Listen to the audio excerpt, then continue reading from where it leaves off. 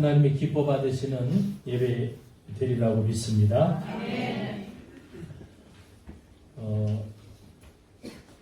금년 여름에 태안에서 목사님들과 함께 선교팀들과 식사한 적이 있었는데, 코스 요리가 이제 한정식에서 계속 나오는데 마지막에 쭉 나오다가 음식이 다 먹고 이제 한 점이 딱 남았는데, 원래 그렇잖아요. 이게 한 점 나오면 눈치 보고 잘 못 먹잖아요. 딱 남아서 하나가 남았는데 계속 그것만 쳐다보고 있는 거예요. 다들 누가 먹는가. 근데 계속 보다가 이제 누가 먹으려고 딱 했더니, 잠깐 오늘 회장 목사님이 그러는 거예요. 왜? 독이 들었어. 거기 독이 들었어. 먹으면 안 돼. 계속 먹었는데 아까 하나 남은 큰일 났네. 무슨 독이 들었어요? 그랬더니 눈독이 들었어. 눈독. 거기 많은 사람들이 거기 눈독이 들어가지고 먹으면 큰일 난다는 거예요. 사람들이 빵 터지기도 했고, 정말 그러네, 눈독이 들었네, 이렇게 웃기도 했습니다. 사람의 눈에는 마음에 무엇을 품었느냐에 따라서 눈에서 나오는 기운이 달라요. 욕심을 내고 사람을 쳐다보면 그 눈에서 눈독이 나옵니다. 그러나 사랑하는 마음을 가지고 쳐다보면 눈에서는 꿀이 나와요. 꿀. 그만큼 사람의 눈은 몸에 있는 다른 부위와는 달라요. 사람들의 시선을 받는다고 하는 것은, 그래서 그 눈빛들의 영향을 받게 되어 있거든요. 수많은 사람들의 눈빛을 받으면 이상하게 돼요. 왜? 그 눈빛들이 이 시선에 그 독이 들어요. 마음이 안 좋은 욕심을 갖고 있는 사람은 눈독을 날리고, 그 다음에 눈총도 날리고 그러거든요. 사람들의 시선을 받기 전에는 꽤 괜찮은 사람이었는데, 많은 사람들의 시선을 받다 보니까 그 눈빛으로 인하여 자기가 교만하게 되는 경우를 많이 보게 됩니다. 평소처럼 사람들의 시선을 받지 않았으면 겸손하게 인생을 살았을 텐데, 사람들의 눈총도 많이 받고 눈독도 많이 받다 보니까 마음이 교만해지는 거예요. 그래서 다른 사람으로 바뀌는 경우를 우리 많이 보죠. 사람들의 이 시선을 많이 받는 사람은 겸손해지기가 참 어려워요. 사람들의 시선을 받기 전에는 꽤 괜찮은 사람이었는데, 사람들의 시선을 받다 보니까 그 시선에 중독이 돼요. 중독이 돼서 이 욕심이 생겨나는 거예요. 욕심. 겸손한 삶을 사기가 굉장히 어렵죠. 많은 사람들이 자신을 떨어져라고 쳐다보고 있으면 긴장이 돼서 무슨 말을 해야 될지 막 까먹어요. 잊어버리게 되죠. 떨리기도 하고 제대로 된 컨디션을 낼 수가 없어요. 앞에 나와서 뭐 말을 할 때나 또 찬양을 할 때나 사람들이 자기만 계속 쳐다보고 있으면 이 제대로 된 컨디션을 유지할 수가 없죠. 왜냐하면 사람들이 그래 눈에서 뭔가 이렇게 나오기 때문에. 그리고 만약에 눈을 딱 감고 있으면 여기서 뭐 하려면 별로 긴장이 안 되겠죠. 눈을 뜨고 초롱초롱 쳐다보면 그만큼 달라집니다. 그 눈총을 받으면. 사람들이 시선을 많이 받고 사는 사람들이 있어요.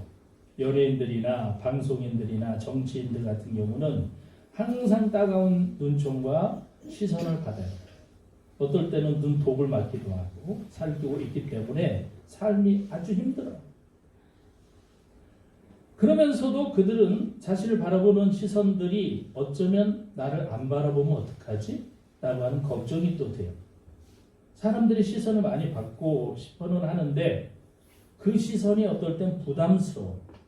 그러다가 또 그렇다고 안 바라보면 사람들이 날 잊어버리고 나를 안 바라보면 어떡하지? 라고 하는 불안감이 또 오는 거예요. 참 힘든 인생을 살겠죠. 사람들이 자기 몰라주면 너무 괴로워하고 또 쳐다봐주면 또 좋았다가도 부담도 되고. 여러분 결국 이런 사람들은 삶을 자기 의지대로 살기가 어렵습니다. 왜? 쳐다보는 사람들의 시선을 의식하고 살아야 되기 때문에 내 의지와는 상관없이 살아요.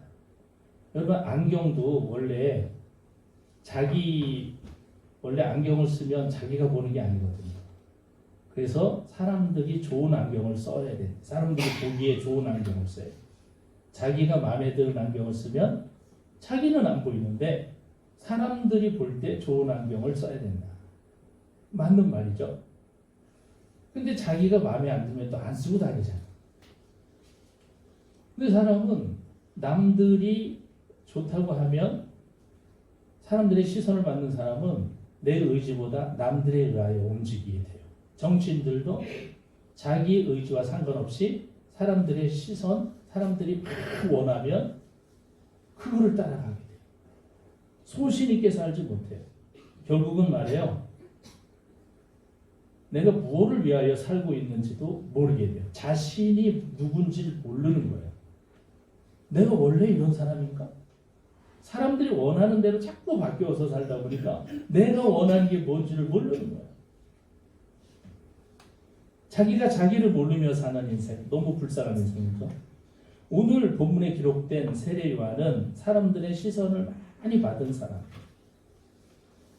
심지어는 오늘 본문에도 잘 읽어주셨는데 독사의 자식들아 이거 너무 강하게 읽어주셔가지고 평상시에 우와 이게 아주 확 잘 나타나는. 세례 요한은 사람들의 시선을 너무 많이 받다 보니까 사람들이 어떤 사람은 오늘 본문에도 저 사람이 메시아가 아닌가? 라고 생각하는 사람들도 있었어요. 메시아가 저 왔다 이렇게 생각을 했어요. 그 정도로 세례 요한은 사람들의 시선을 많이 받았어요. 사람들이 줄을 지어서 세례를 받으러 왔어요. 요한이. 무리 중에는 사두개인들이나 바리새인도 함께 있었어요. 이 사람들이 율법 교사였기 때문에 이 사람들도 사람들의 시선을 많이 받는 사람이에요. 그런데 이 사람들도 세례 요한을 찾아온 걸 보면 세례 요한은 정말 위대하구나라는 걸 알 수가 있어요. 그 사람들이 세례를 받으려 왔는지 세례 요한을 그냥 구경하러 왔는지 모르겠지만 어쨌든 같은 그 줄에 서 있었죠.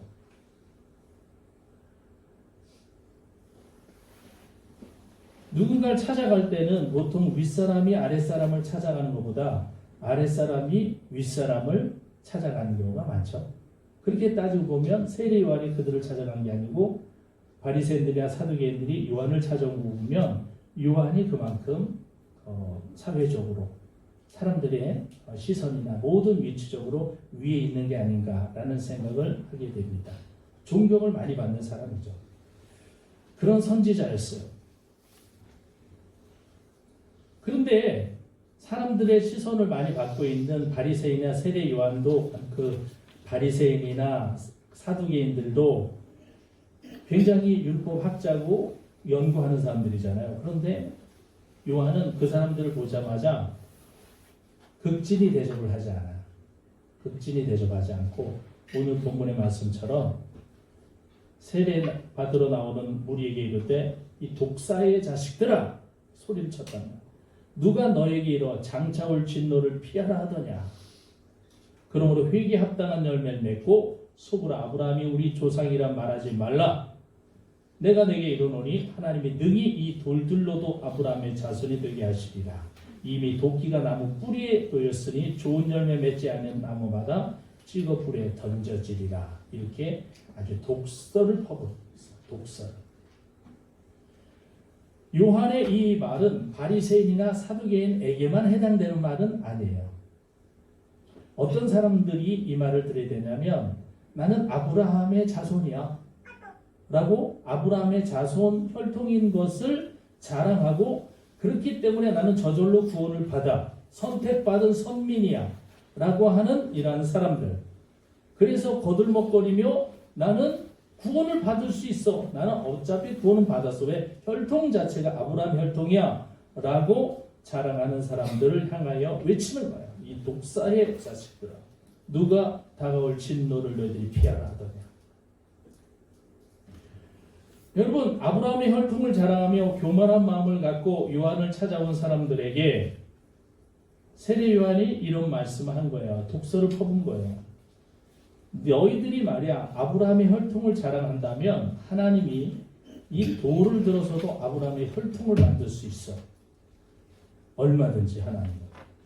그 혈통을 자랑하면 돌들로도 하나님의 혈통을 만들 수 있어. 이렇게 하나님의 뜻을 전한 거예요.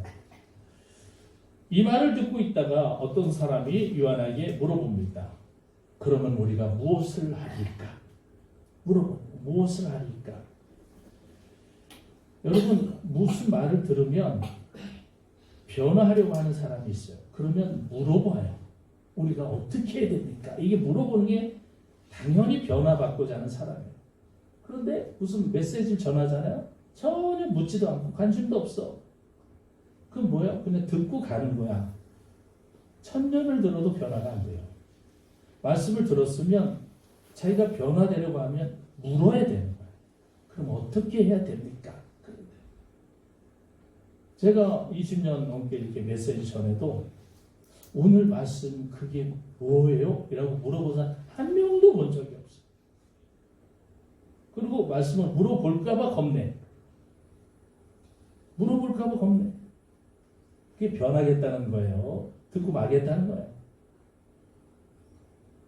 세례 요한에게 메시지를 듣는 사람이 요한의 메시지를 듣고 물어본 거예요. 그럼 우리가 어떻게 해야 됩니까? 그럼 교회 오면서 목회자한테도 그럼 목사님한테도 어떻게 해야 돼요? 라고 물어본 사람이 있습니다. 그건 자기 마음대로 하는 거지.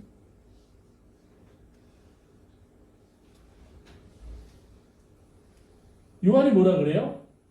옷 2벌 있는 자는 옷 없는 자에게 나눠줄 것이요 먹을 것이 있는 자도 그렇게 할 것이라. 이렇게 말씀입니다. 이 말씀은 예수님이 산상수훈에서 하신 말씀과 거의 동일해요. 예수님 뭐라 그래요? 겉옷을 달라 하면 너희가 속옷까지 줘라. 오리를 가달라고 하면 심리까지 가줘라. 오른밤을 맞거든 왼밤도 반대쪽 밤도 돌려대라. 예수님의 말씀. 예수님에게 교육을 받은 예수님의 제자 중에 야고보가 있어요. 야고보가 쓴 성경이 야고보서인데 제임스. 야고보서가 예수님에게 가르침을 받고 야고보서에서 뭐라고 썼냐면 너희 중에 누구든지 평안히 가라, 덥게 하라, 배부르게 하라 하며 그 몸에 쓸 것을 주지 않으면 무슨 유익이 있느냐. 행함이 없는 믿음은 그것이 죽은 믿음이라. 이렇게 나왔습니다. 길거리 가는데 막 노숙인이 막 배고파서 있어. 가서 라면이라도 사 먹어. 이러고 가. 추워가지고 막 덜덜 떠는데 아니 옷 좀 두툼하게 입고 다녀? 이러고 가. 이게 무슨 소용이 있냐 이거예요.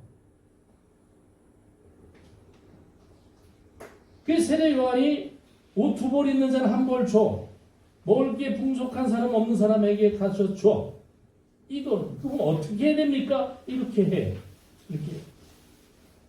세례 요한은 예수님이 오실 길을 미리 예비하는 선지자예요. 그래서인지 예수님이 하신 말씀을 미리 앞서서 지금 전하고 있는 거예요. 비슷한 말씀은. 예수님이 이런 말씀 하실 텐데 너희들이 이런 거를 실천을 해야 돼. 많이 가진 자는 없는 자를 위하여 나눠주는 게 마땅한 일이에요.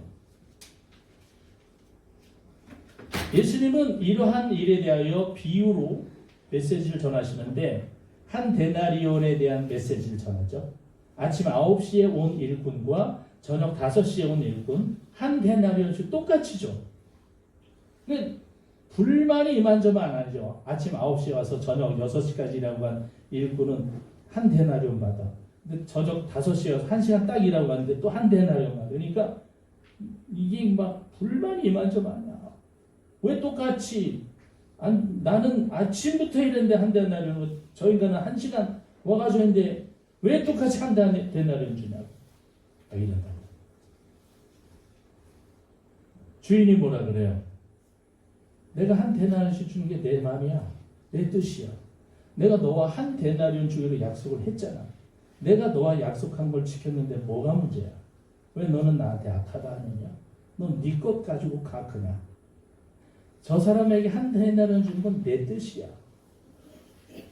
여러분 우리는 신앙생활하며 하나님이 하시는 일에 대해 불만이 많아. 자기가 하나님이 돼서 얘한테는 이렇게 해주고 쟤한테는 저렇게 해줘야 되는 거 아니야. 이게 실망해 막 불평이 많아. 근데 우리 아버지 하나님은 그게 아니야. 내 마음이야.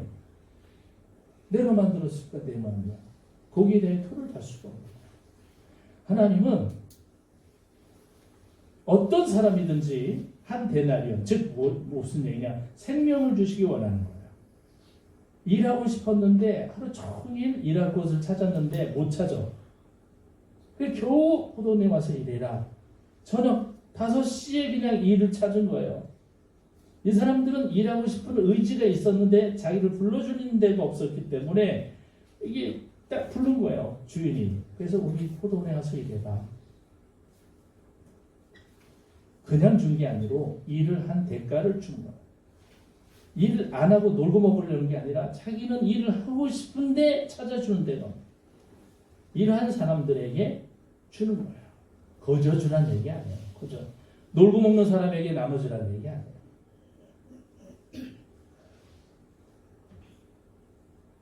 이 말씀 하니까 세리가 와가지고 세례 요한이요. 그럼 우리는 어떻게 됩니까? 세리는 옷 2벌보다 더 많을 거 아니에요. 돈이 많으니까. 우리는 어떻게 됩니까? 물어봐요. 그러니 너희들은 부과된 세금 외에는 더 걷지 마. 부과된 것만 내. 이렇게 대답해 주는 거예요.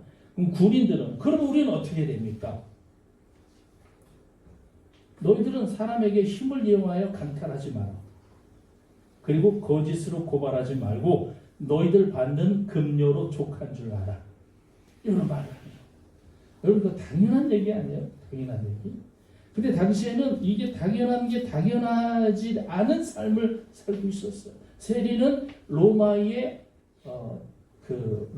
지배를 받기 때문에 이스라엘에게도 내고 로마에도 상납을 해야 되기 때문에 로마에 상납한다라는 명목으로 돈을 막 뜯어. 그리고 조금 상납하고 자기가 나가죠. 어떻게 할 수 없거든요. 군인들도 힘을 이용하여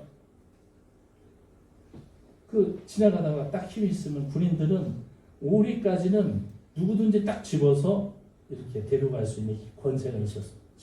너 이거 오리 동안 오리를 들고 가. 이러면 군인은 오리 안에는 무조건 지키는 힘이 있는 거예요. 무조건 해야 되는 거예요. 그런데 그런 거 하지 마.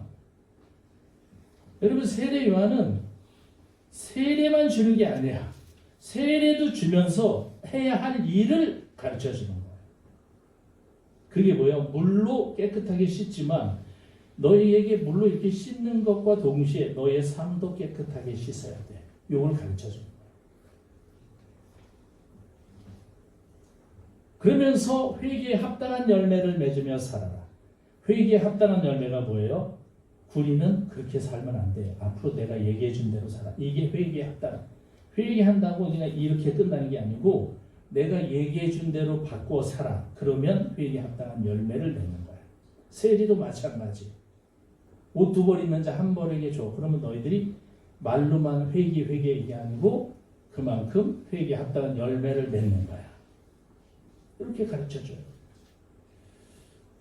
여러분 사람들은 누구나 좀 착하게 살고 싶은 마음이 있어요.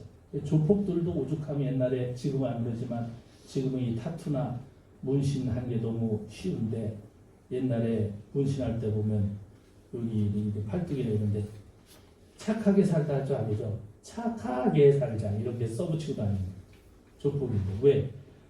이게 악한 일을 하면서도 나름대로는 뭔가 착하게 살고 싶은 마음은 있는 거예요. 인간은 다. 그래서 세례 요한에게 세례를 받으면서 어떻게 사는 게 올바로 사는 삶인가? 이걸 이제 물어보는 거예요. 그럼 우리가 어떻게 살아야 됩니까? 이 독사의 자식들아 누가 너희를 일러 장차올 진노를 피하라 하더냐? 라고 독소를 퍼부었던 사람들을 보면 바리새인이나 사두개인 같은 사람들에게 전하는 거예요. 아까 말씀드린 이 아브라함의 혈통을 자랑하고 제대로 하죠. 거드름 피는 사람들.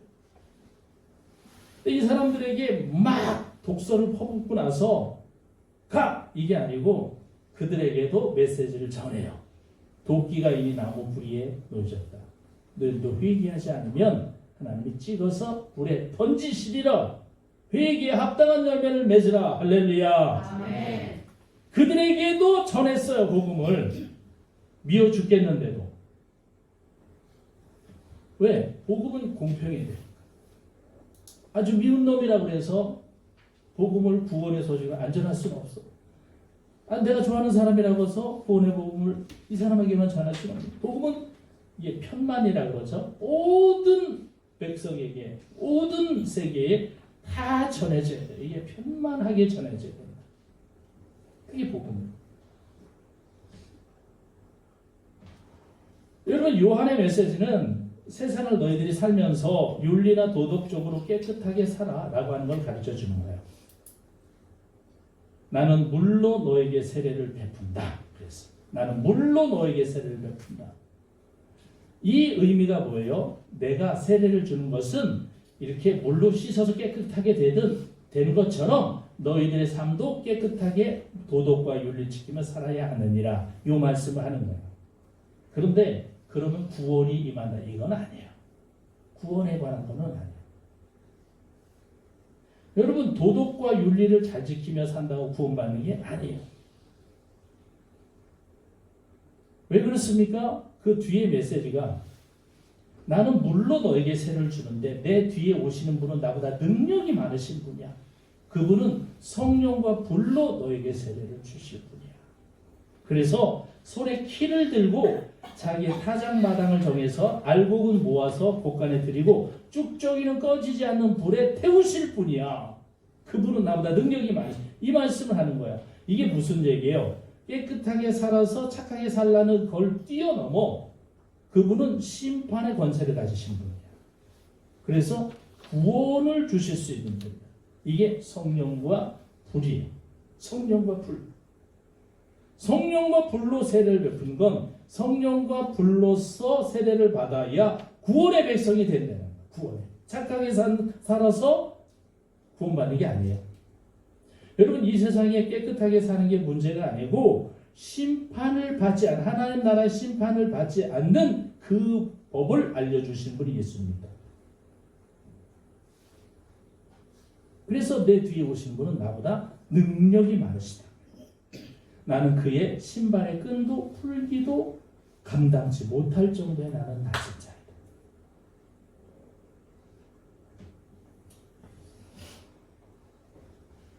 요한이 이렇게 수많은 사람들에게 시선을 받았지만 그렇다고 해서 요한이 교만해졌느냐? 아닙니다. 요한은 아니에요. 왜 그럴까요? 내 뒤에 어떤 분이 오시는지를 알기 때문에. 그래서 요한복음 3장 30절에 보면 그는 흥하여야 하겠고 나는 쇠하여야 하리라. 한번 외우시는 게 좋아요. 요한복음 3장 30절이요. 시작. 그는 흥하여야 하겠고 나는 쇠하여야 하리라. 이걸 외우세요.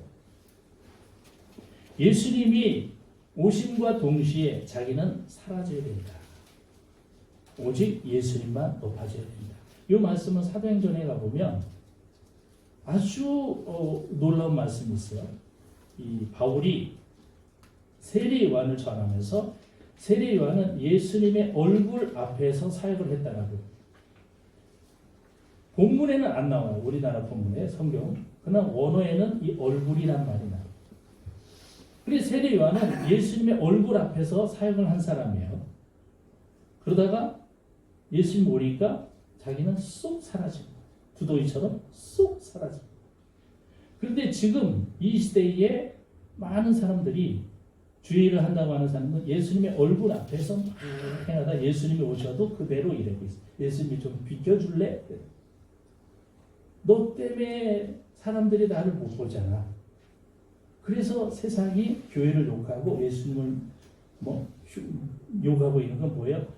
예수님을 못 보게 자기가 예수님 얼굴 앞에서 설치고 다니니까 주님이 오시면 자기는 낮아져야 되잖아. 예수님 얼굴 앞에서 자기가 높아지려고 그래. 세례요한은 사람들의 눈독과 눈총을 그렇게 받았음에도 결코 높아지지 않고 교만해지지 않아. 왜? 내 뒤에 어떤 분이 오시고 그분이 오면 나는 사라져야 돼. 나는 쇠하여야 해. 라는 마음을 갖고 있었기 때문에 그래요. 우리가 사람들의 시선이 독이 되지 않기 위해서는 예수 그리스도를 위하여 내가 낮아질 수 있는 마음을 가져야 되는 줄 믿습니다. 이게 안 되면 한없이 높아지는 거예요. 그래서 세간의 얼굴이 드러나고 알려진 사람들이 결국 끝이 아주 허망하게 되는 게 다 그런 거예요. 낮아지려고 하지 않아요. 내가 낮아지는 길이, 그리스도를 위하여 낮아지는 길이 생명의 길이고 구원에 이르는 길이에요. 수많은 사람들의 시선을 받고 자기가 위대한 사람이 된 것처럼 사는 건 멸망의 길이에요. 그래서 예수님을 알아야 돼요. 예수님을 알고 예수님이 전하신 말씀을 듣고 이것을 행하면 예수님이 오시기 전 700년 전에 메시아 전했던 이사야 선지자가 전했던 이 메시지처럼 살 수 있다는 거예요. 메시아 예수님이 오시고 그분을 믿으면 이런 일이 일어난다라고 이사야서에서 말씀하고 있는 거예요. 어떤 일이 일어나느냐? 이사야 11장에 이리가 어린 양과 함께 산다. 표범이 어린 염소와 함께 눕고 송아지와 어린 사자가 살찐 짐승이 함께 있고 어린아이에게 끌리며 암소와 곰이 함께 먹고 새끼들이 함께 엎드러지며 사자가 소처럼 풀을 먹고 젖 먹는 아이가 독사의 구멍에 손을 넣고 장난을 쳐도 물지 않고 젖된 어린아이가 독사의 굴에 손을 넣으면서 이게 그리스도가 올 때 일어나는 나라라. 내 거룩한 산 모든 곳에서 해냄도 없고 상함도 없을 것이니 이는 물이 바다를 덮음같이 여호와를 아는 지식이 세상에 충만할 것임이니라. 예수님이 오시면 그분이 오시면 그때에 이런 일들이 일어난다. 이게 무슨 말씀이요? 예수님이 오시면 힘과 권세가 있다고 높다고 거들먹거리지 않고 가진 것이 없고 낮은 곳에 있지만 천시와 멸시를 받지 않는다는 거예요. 이런 나라, 하나님의 공의와 정의가 이루어지는 나라. 이게 하나님 나라입니다. 이 땅에 하나님 나라가 완성은 되지 않아요. 그렇지만 우리가 하나님 나라를 이 땅에 살며 주의 말씀대로 살면 하나님 나라를 이루어 가며 산 우리가 살아야 될 나라는 민주주의가 아니에요. 여러분 민주주의는 말이에요. 교회는 절대 민주주의가 아닙니다. 다수결이 아니에요. 교회는 민주주의가 아니에요. 다수결의 원칙이 민주주의예요. 그래서 소수는 항상 소외되게 돼 있어요. 이게 민주주의의 이게 병폐예요. 교회는 민주주의가 아니고 신주주의예요. 하나님의 말씀대로 사는 거예요. 한 명이 됐든 두 명이 됐든 하나님의 말씀대로 사는 그러한 사람이 있는 교회가 하나님이 기뻐하시는 교회인 줄 믿습니다. 아멘. 수천 수만 있어도 우상을 숭배하고 세상을 향하여 가는 사람들이 나한테 붙어라 하면서 그 수많은 사람들이 몰려 있어도 그거는 하나님이 기뻐하시는 교회가 아니에요. 오늘 대림절 셋째 주 주님의 사랑과 나눔의 본체 사랑과 나눔이 오늘 포인트예요. 이 사랑과 나눔의 본체 예수 그리스도가 오시는데 아직 예수님의 빛이 비춰지지 않은 곳이 있어요. 세상에 그리스도의 사랑을 우리가 비추기 위하여 주의 말씀을 그곳에도 전해야 되는 거예요. 이 땅에 살고 있지만 주님의 빛이 비춰질 때 하나님 나라를 살아가는 그래서 이 땅에 살면서 우리가 하나님 나라를 확장해 나가는 거예요. 뭘로? 오늘 셋째 주 사랑과 나눔을 통하여 하나님 나라를 확장해 나가는 우리가 주님의 말씀을 통해서 이 땅에 하나님의 나라를 조금씩 확장해 나가는 이러한 하나님의 일꾼들 자녀들 되시기 주의 이름으로 축복합니다. 아멘. 능력의 주님 오늘 대림절 셋째 주 사랑과 나눔에 대한 말씀. 주여, 주께서 오셔서 이와 같은 놀라운 일을 이루어 주시고 우리가 여기에 참여할 수 있는 빛의 자녀들이 되도록 지켜주시옵소서. 예수님의 이름으로 기도합니다. 아멘.